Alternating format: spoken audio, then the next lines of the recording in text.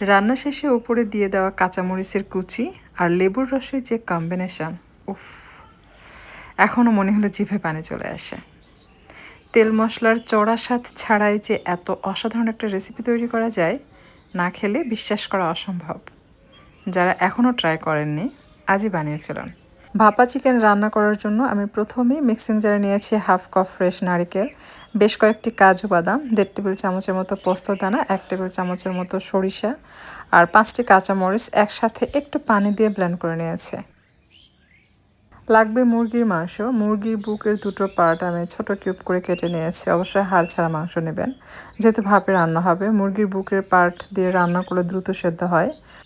মুরগির মাংস লবণ এবং লেবু দিয়ে প্রথমেই মেখে কিছুক্ষণ রেখে দেবেন, তাহলে ব্রয়লার চিকেনের যে একটা গন্ধ থাকে সেটা থাকবে না, চলে যাবে। আপনি যখন ভাপে রান্না করে খাবেন তখন দেখবেন ওই যে ব্রয়লার মুরগির যেটা গন্ধ থাকে ওটা আর পাওয়া যাবে না, আপনার কাছে খেতে ভালো লাগবে। আদা রসুন বাটা দিয়ে দিচ্ছি 1 টেবিল চামচ, সাথে দিয়ে দিচ্ছি 1 চা চামচ একটু বেশি মরিচের গুঁড়া, হাফ চা চামচ হলুদের গুঁড়া, হাফ চা চামচ জিরার গুঁড়া এবং 1 চা চামচের একটু কম দিয়েছি গরম মশলার গুঁড়া, সাথে দিয়ে দিচ্ছি সরিষার তেল। এবার সব কিছু একসাথে মিশিয়ে খুব ভালোভাবে মেখে নিতে হবে।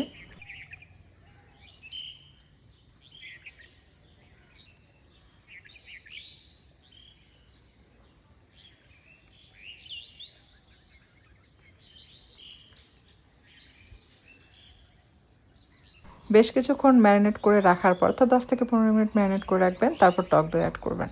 টক দই চিকেনের সাথে খুব ভালোভাবে মিশিয়ে নেবেন। টক দই যেন দলা না থাকে, তাহলে ভাপে সেদ্ধ করলে ওটা ছানার মতো শক্ত হয়ে যাবে। চিকেনের সাথে যেন খুব ভালোভাবে মিশে যায়, ঠিক সেভাবে এটাকে মিক্স করে নিতে হবে।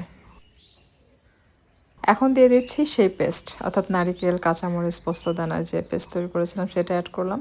একটু পেঁয়াজের বেরেস্তা দিয়েছি আর সাথে দিয়ে দিচ্ছি কাঁচা পেঁয়াজ কুচি আর ব্লেন্ডার ধুয়ে একটু পানি দিয়েছি এবং কাঁচা সরিষার তেল দিয়ে দিচ্ছি। এরপর যে একটু কমই দিচ্ছি, কারণ সব শেষে আমরা একটু বেশি করে কাঁচা সরিষার তেলটা অ্যাড করব। ওই সময় সরিষার তেলের ঝাঁঝালো ফ্লেভার পাওয়া যাবে, তখন ওটা খেতে বেশি ভালো লাগবে। তাই এই পর্যায়ে আমি তেলের ব্যবহারটা কম করেছি। রান্না করার পর সরিষার তেলের যে ঝাঁঝালো ফ্লেভার সেটা কিন্তু থাকে না, এই কারণেই রান্না শেষে দিলে ওইটা বেশি স্ট্রং পাওয়া যায়, সেটার জন্য খেতে ভালো লাগে।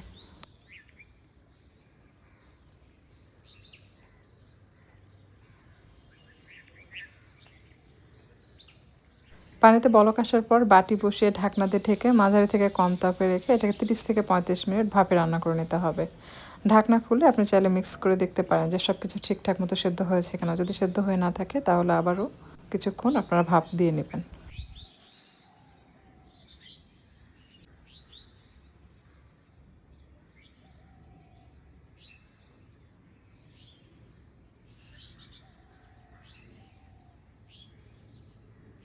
চুলা থেকে নামানোর পর উপরে বেশি করে কাঁচা সরিষার তেল দিয়ে দিবেন, এটা ঝাঁঝালো ফ্লেভার। আর তার উপরে দিয়ে দিবেন পাতলা করে স্লাইস করে কাটা কাঁচামরিচ কুচি, একটু বেশি করে দিবেন।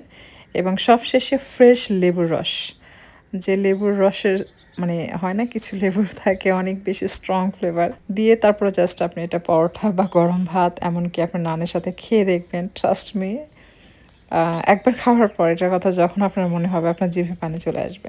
এটা চুলা থেকে নামানো মাত্র গরম গরম খেয়ে নেবেন, তাহলে খেয়ে খুবই মজা পাবেন। সো আশা করছি আজকের রেসিপি আপনাদের কাছে ভালো লেগেছে। যদি ভালো লেগে থাকে, কখনো ট্রাই করে না থাকেন, তাহলে অবশ্যই একবার বানিয়ে খাবেন। আর বানানোর পর আপনার কাছে কেমন লেগেছে আমাকে কমেন্টে এসে অবশ্যই লিখে জানাবেন। আজকের মতো বিদায় নিচ্ছি, আর আপনাদের সকলের সুস্বাস্থ্য কামনা করছি। আল্লাহ হাফিজ।